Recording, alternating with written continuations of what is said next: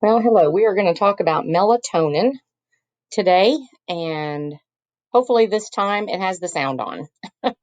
So, some of the things we're going to talk about is the stimulus, where it's secreted from, where it's going, what it does when it gets there, the class of drug that it is, and any disorders that are associated.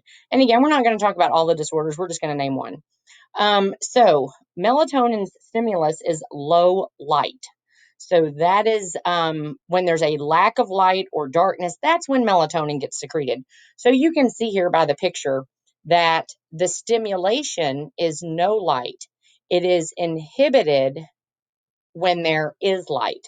So stimulation eventually makes its way to the pineal gland, which is the location that melatonin is secreted from.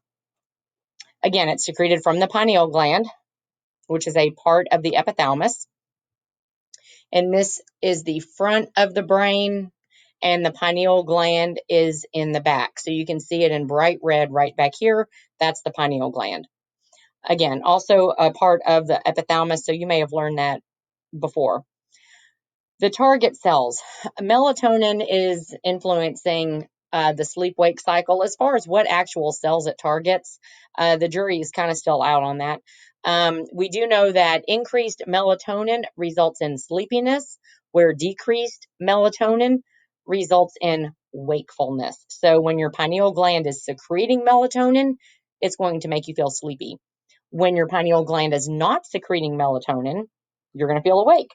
And when would your pineal gland not secrete melatonin? When it's bright. And that's why they say you need to turn off those computer screens before you go to bed about 30 minutes. That's to let your pineal gland recognize it's dark and then to go out and start secreting it. The disease that we're going to talk about is SAD, seasonal affective disorder, and it is due to hypersecretion. That means too much secretion of melatonin. And when would this happen? It's going to happen in basically latitudes where there's not a lot of sun during certain times of the year. So especially during the winter time as well, it depends on how much sunlight is able to be received from that location.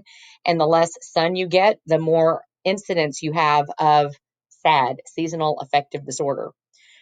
For whatever reason, it does happen more in women than men. I'm not going to ask you that on the test.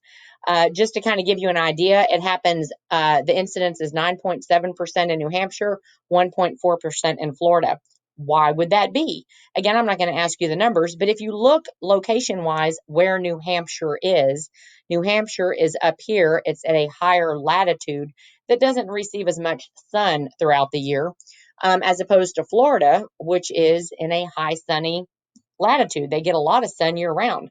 So if you look as you go from a high latitude to a low latitude, you get closer to the equator, the incidence of seasonal affective disorder decreases. So again, at Alaska, you're looking at about 9.2%. As you're looking at New Hampshire, you're looking at about 9.7. So they're kind of close together there. As you go down further down towards the equator, it's 4.7. And then as you get to Florida, you're at 1.4. So again, as you go down and get to where there's more sun, the incidence of SAD goes away. Now, the class of melatonin is an amine hormone. It is actually derived from the amino acid tryptophan. Tryptophan. And this is just comparing. A lot of times it's hard to distinguish seasonal affective disorder versus major depressive. But seasonal affective does go away during sunny times. Whereas with depression, that's going to happen whether it's sun shining or not. And again, this is just some information. This really doesn't, is not going to be tested. And that's it.